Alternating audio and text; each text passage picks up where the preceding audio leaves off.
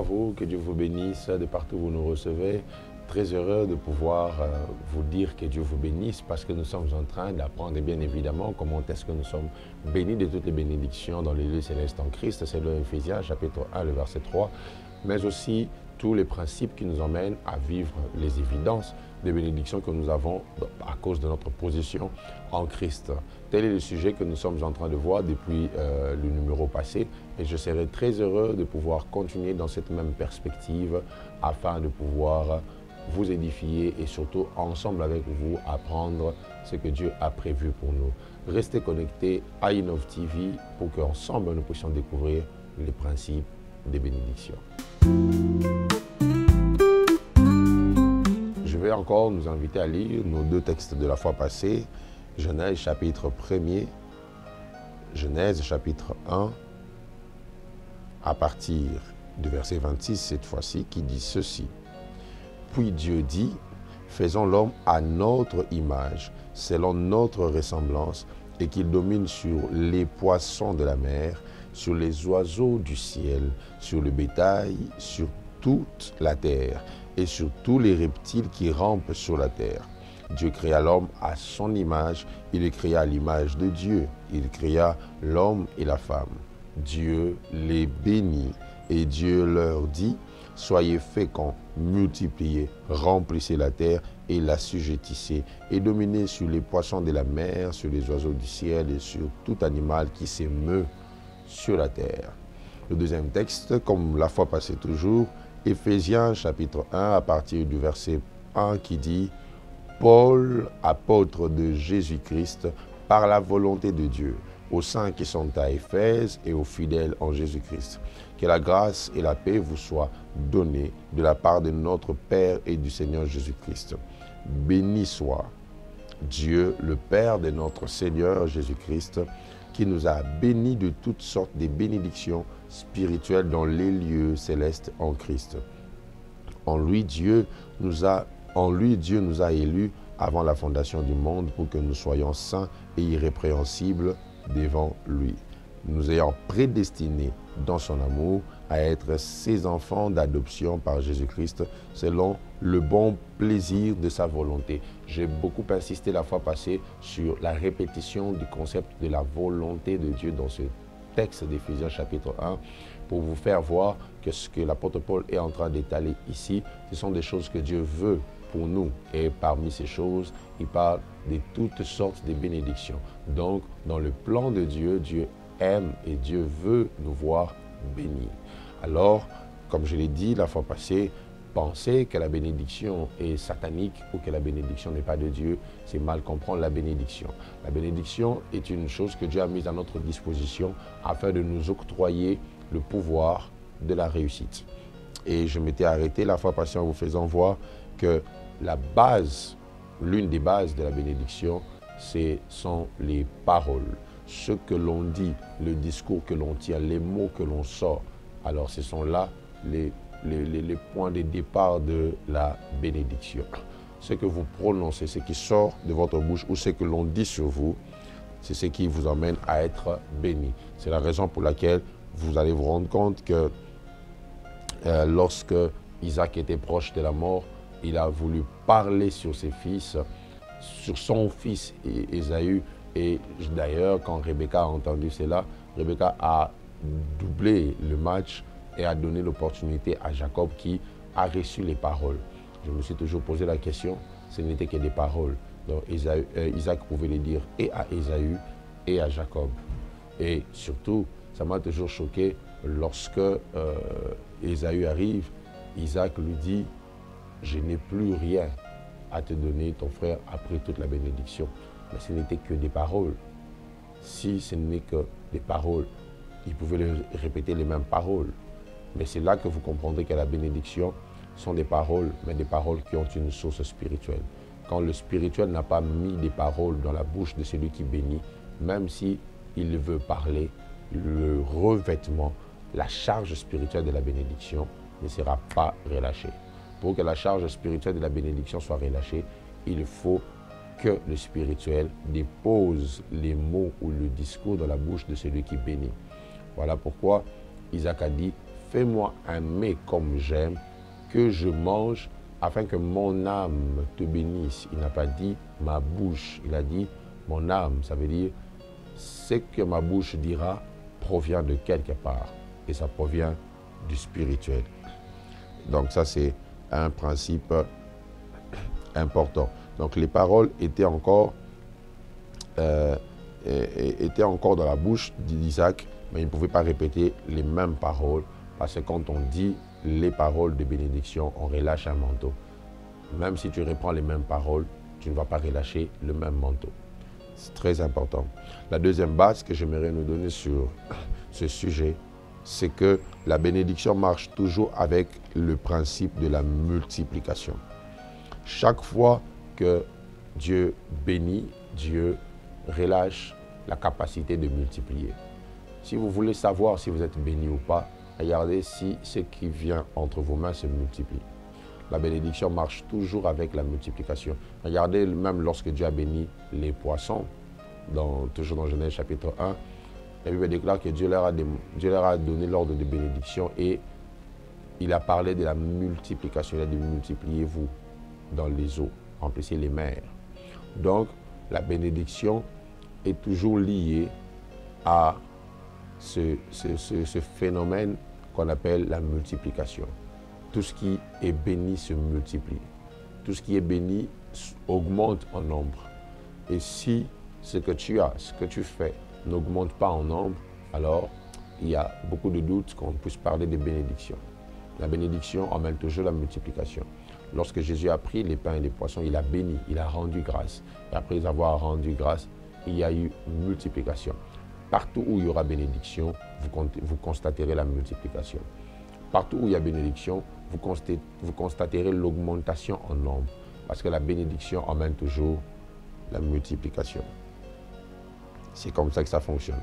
Troisième base, je ne suis pas encore dans mes principes. Troisième base sur la bénédiction, c'est que la bénédiction ou les bénédictions peuvent avoir des rayons d'action et des dimensions. Des rayons d'action et des dimensions. Quand vous lisez Genèse chapitre 24, le verset 1 que j'aimerais lire pour nous, Genèse 24, le verset 1, c'est l'histoire d'Isaac. La Bible déclare ceci, Abraham était vieux, avancé en âge, et l'Éternel avait béni Abraham en toutes choses. Donc Abraham était déjà vieux, je saurais que c'était l'histoire d'Abraham, pas d'Isaac. Et la Bible dit que Dieu l'avait béni en toutes choses. Donc il est possible d'être béni, mais pas en tout. Il y a des gens qui ont beaucoup d'argent, mais qui n'ont pas d'enfants. Il y a des gens qui ont des enfants, mais ils n'ont pas la possibilité de les prendre en charge. Il faut toujours savoir qu'en matière de bénédiction, il y a des rayons d'action et des dimensions. Et la plus grande dimension, c'est quand vous êtes béni en toutes choses. Et c'est ma prière pour vous, que vous soyez bénis en toutes choses. Abraham était déjà béni matériellement depuis très longtemps, mais sa femme était stérile. C'est la dernière bénédiction dont il avait besoin. Et après cela même, il y a eu la plus grande, c'est la bénédiction de la postérité, après l'épreuve de Genèse 22, où il a emmené Isaac sur l'autel. Il faut que vous soyez bénis en toutes choses. Je prie que dans tout domaine, dans chaque chose, même dans les plus petits détails de votre vie, que vous expérimentiez et que vous viviez la bénédiction. La bénédiction en toutes choses. J'insiste, en toutes choses. Quatrième base que j'aimerais étayer, c'est qu'il existe des bénédictions universelles ainsi que des bénédictions chrétiennes. À ça, j'aimerais le répéter. Il existe sur terre des bénédictions universelles et des bénédictions chrétiennes. J'aime souvent parler de ça parce que très souvent, il y a des choses qu'on comprend mal en étant chrétien. Lisez avec moi 1 Corinthiens chapitre 12, le verset 4, 5 et 6. Verset 4 dit, il y a diversité de dons, mais le même esprit. Verset 5, diversité de ministères, mais le même Seigneur. Verset 6, diversité d'opérations, mais le même Dieu qui opère tout en tous. Sachez ceci, il existe des bénédictions qui appartiennent à toute la création, à tous les êtres humains sur terre, chrétiens ou pas chrétiens. Mais il existe aussi des bénédictions qui sont exclusivement liées aux chrétiens. Et ça, c'est dans la Bible. Il y a des principes universels et des principes chrétiens. Ainsi, le respect du principe de la création marche même si vous n'êtes pas chrétien. Donc, si vous respectez les principes que le Créateur a mis dans la création, chrétien ou pas chrétien, ces principes vont vous emmener à avoir des résultats. Voilà pourquoi, des fois, étant chrétien, vous vous posez la question comment je mène une vie misérable là où cet occultiste est en train de réussir, simplement parce que celui qui est occultiste applique un principe que toi, chrétien, tu n'appliques pas. J'aimerais le dire comme ça. Vous n'obtenez pas beaucoup d'argent parce que vous priez beaucoup. L'argent n'est jamais le produit de la prière. L'argent est le produit du travail. Car même si Pierre est à côté de Jésus, pour que Jésus donne à Pierre de l'argent, il ne le met pas dans sa poche. Il le met dans un poisson parce que Pierre est un pêcheur. Donc, vous comprendrez que la bénédiction financière est liée au principe du travail. Celui qui ne travaille pas ne mange pas. Donc là où toi, chrétien, tu ne travailles pas, l'occultiste qui travaille va avoir sa bénédiction parce que ça, c'est un principe universel. Les principes chrétiens sont liés à toutes les bénédictions liées à la rédemption. Donc, vous comprendrez que sur terre ici, il y a des lois que Dieu a placées pour tout le monde. La Bible a dit, tant que les cieux et la terre subsisteront, les semailles et la moisson ne passeront pas. Pour chrétiens, pour païens, ça reste un principe universel. Lorsque la pluie tombe, la pluie ne tombe pas pour ceux qui prient et non pas pour ceux qui ne prient pas. La pluie tombe pour nous tous. D'ailleurs, Akab peut être en train de manger, mais la pluie qui tombe le concerne aussi. Donc, vous devez savoir qu'il existe des principes comme ça qui sont universels. Et l'apôtre Paul l'a bien expliqué. Il dit qu'il y a diversité des dons, mais le même esprit. Diversité de ministères, mais le même Seigneur. Diversité d'opérations, mais le même Dieu qui opère tout en tous. Ça veut dire chacun a sa charge dans l'organisation spirituelle.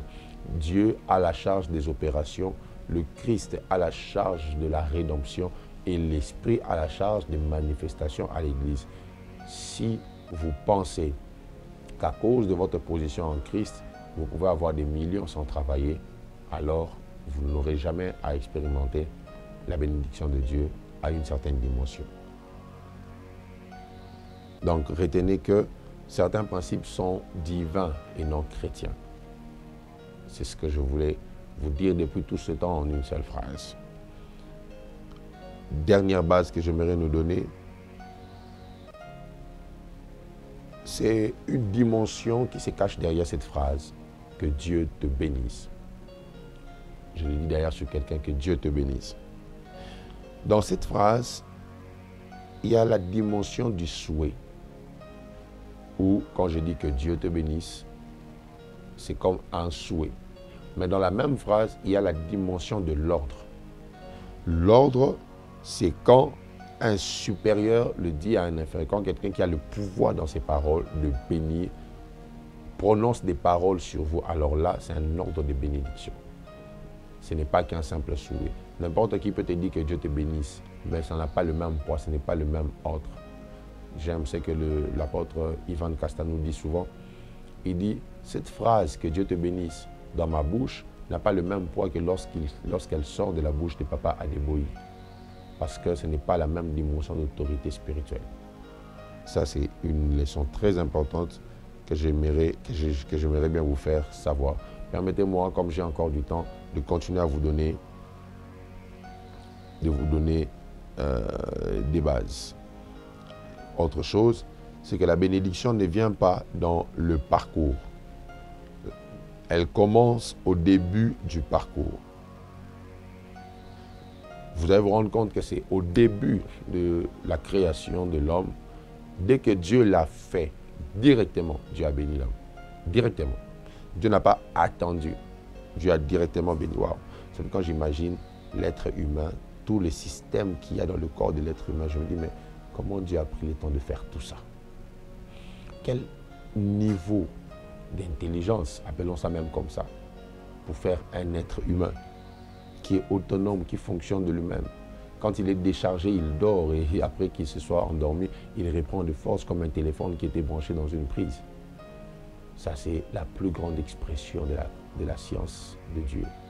C'est la plus grande expression. C'est comme ça que David dit, une science aussi merveilleuse est au-dessus de ma portée.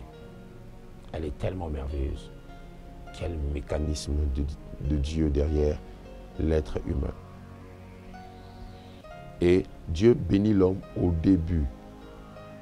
C'est dans le début que Dieu vous dépose des bénédictions. Dans le parcours, on rencontre des hommes qui activent nos bénédictions. Mais c'est au début que Dieu dépose la bénédiction. C'est dès la naissance que vous êtes béni. Voilà pourquoi je le dis souvent aux parents. Quand votre enfant naît, si c'est possible, soyez là pour que vous soyez la première personne à dire des paroles sur sa vie. Parce que les premières phrases qu'entend une personne influencent toute sa vie. Soyez là dès que votre enfant sort, afin que vous soyez les premiers à parler. Vous ne savez peut-être pas, celui qui est derrière son accouchement et de quelle obédience spirituelle, qu'est-ce qu'il voudra dire sur l'enfant. Dès que votre enfant voit le jour, si vous vous mettez à parler sur lui, la bénédiction entre. Jésus était bébé, on l'a emmené vers Siméon et Siméon l'a béni. Siméon a béni le bébé Jésus. Autre base, c'est que la nature initiale de la bénédiction est spirituelle. La nature initiale de la bénédiction est spirituelle. La bénédiction est spirituelle. D'abord, de son point de départ, elle est spirituelle. Alors, où se pose la difficulté? C'est dans le fait de vouloir prendre une chose spirituelle invisible et l'emmener dans le visible.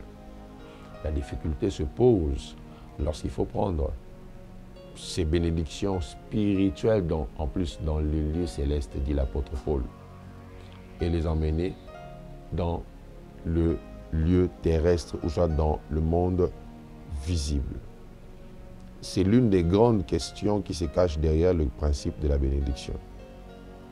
Les principes établis par Dieu permettent à ce que l'on puisse prendre la bénédiction dans son état brut pour en faire un produit fini.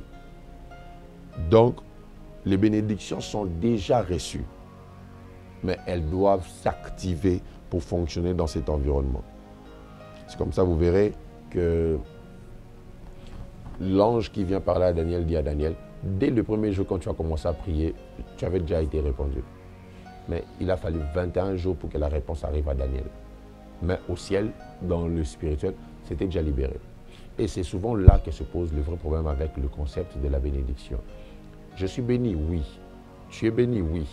Mais comment je prends ces choses spirituelles pour les emmener dans mon humanité, pour les emmener ici sur terre et commencer à les vivre? C'est là que se pose souvent le problème dans le domaine de la bénédiction. La prophétie avait déjà dit que Jacob, le plus petit, allait dominer sur son frère Ésaü, le plus grand. C'était déjà annoncé.